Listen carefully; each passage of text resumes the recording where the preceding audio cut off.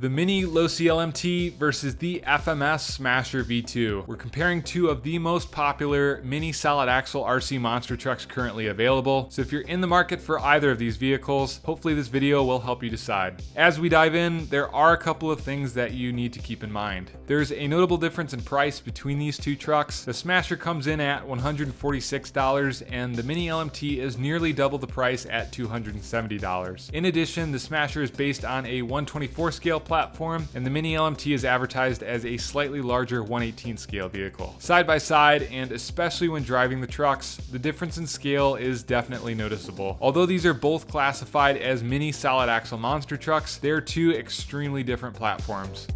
Getting into more of what makes each of these trucks unique, the Smasher has a nice, detailed, hard plastic body that's held to the chassis with 4 little tabs that you squeeze. The Mini LMT, on the other hand, has a Lexan body screwed to a plastic roll cage that hinges on the chassis and is held down with 3 little clips that you just twist into place. Either method can be a little finicky at times. Both trucks do have functional headlights up front, which is pretty cool. You can turn these Smasher headlights on and off from the transmitter, but the Mini LMT headlights just stay on as long as the truck is on. When it comes to wheels and tires, the FMS comes with foamless tires mounted on 3-piece beadlock wheels, while the Mini LMT has slightly taller and wider tires glued onto some short course style wheels with a larger inner diameter for better handling. On my Smasher, I upgraded to some wider J-Concepts Golden Year tires on Tribute wheels that utilize foams on the inside. They're a pretty popular upgrade to give the truck a wider stance and help with stability. However, they are an additional $36. They're just as tall as the stock Smasher tires, so this side-by-side should still give you a good idea for size. Between the tires, the Smasher uses portal axles that actually give the truck slightly more ground clearance than the straight axles that are under the larger Mini LMT. Underneath the body, you'll see that the Smasher is based on a molded plastic chassis, and the Mini LMT has an aluminum twin vertical plate chassis. Both of these trucks have plastic-bodied coilover shocks, but the Smasher doesn't come with oil in them right out of the box like the Mini LMT does. For electronics, both vehicles have a fairly similar 2-in-1 ESC receiver combo and steering servo, but there's a significant size difference between the brushed motors that they run. The Smasher has a 130 brushed motor, while the Mini LMT uses a larger 25-turn 380 motor to provide more torque. The Losi also uses a larger capacity hard case 2S LiPo to power the truck, which allows for longer runtime, and the batteries for both trucks utilize similar USB chargers. Since the Smasher is a smaller vehicle, it weighs in at around 1 pound with the battery installed, while the Mini LMT comes in at around 1 pound 15 ounces. So if you're going to be driving indoors, the smaller and lighter FMS Smasher might cause slightly less damage if you bump into things. The stock 130 motor in the FMS Smasher is straight out of a crawler and is pretty slow. It's well worth it to drop in a high-speed kit that comes with a faster motor. The Smasher was only able to go 4 miles per hour in high gear with the stock motor, but with the high-speed kit, it was able to reach 10 miles per hour. So even with a high-speed motor installed in the Smasher,